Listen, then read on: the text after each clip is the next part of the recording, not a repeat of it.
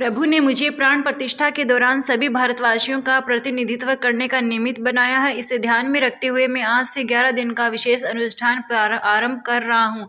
मैं आप सभी जनता जनार्दन से आशीर्वाद का आकांक्षी हूँ। इस समय अपनी भावनाओं को शब्दों में कह पाना बहुत मुश्किल है, लेकिन मैंने अपनी तरफ से एक प्रयास किया है।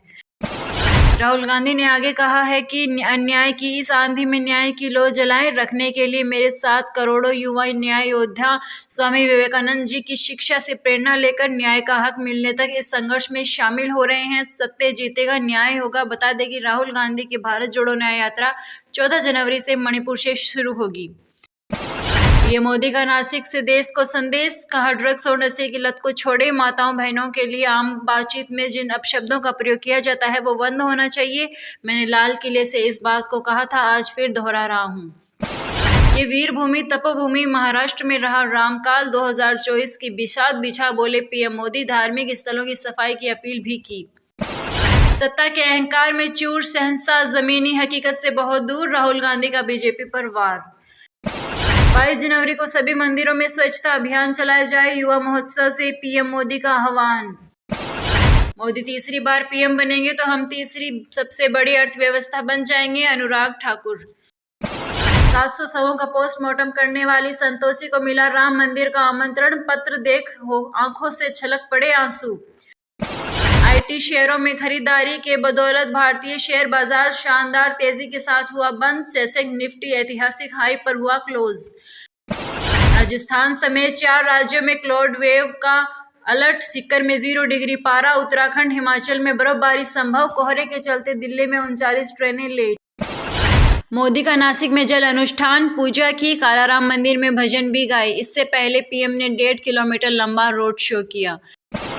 भारत अफगानिस्तान के बीच दूसरा मैच 14 जनवरी को। अफगान टीम के लिए होगी लाज बचाने की चुनौती।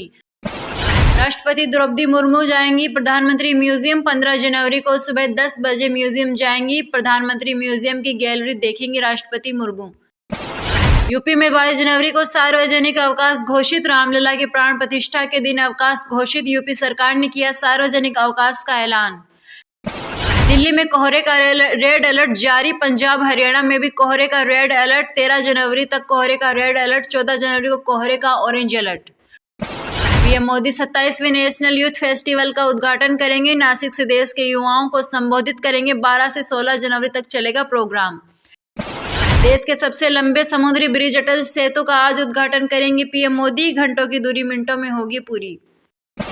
भारत को लेकर चीन की बदली सोच। राजनाथ सिंह बोले, अब ऐसा नहीं है कि आंख दिखाओ और निकल जाओ। भारत के एक और दुश्मन भुट्टावी की मौत पर यूएन की मुहर। मुंबई आतंकी हमले के लिए लड़ाकों को दी थी ट्रेनिंग।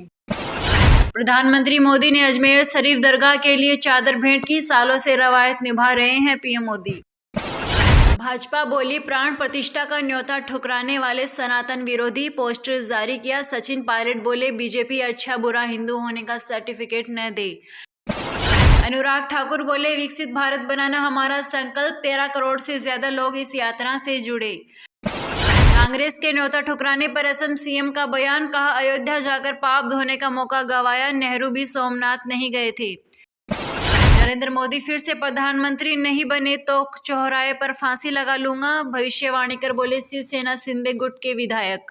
अहमदाबाद से अयोध्या की पहली फ्लाइट पहुंची। राम, सीता और लक्ष्मण की पोशाक में दिखे कुछ पैसेंजर्स। एयरलाइन स्टाफ ने किया वेलकम। जम्मू कश्मीर में 22 और 26 जनवरी को चौकस रहे सुरक्षा बल। उपराज्यपाल ने शांति सुरक्षा का माहौल बनाए रखने के लिए दिए निर्देश। 500 साल बाद अयोध्या आ रहे श्री राम, मनेगी दिवाली। अनिल विज ने कांग्रेस पर भी साधा निशाना। भारत ने पहले T20 में अफगानिस्तान को 6 विकेट से हराया। शिवम दुबे की तूफानी पारी। जीएसटी 1.98 लाख करोड़ से अधिक की कर चोरी में 140 गिरफ्तार। वित्त मंत्रालय ने कहा, एक साल में 6323 मामले सामने आए।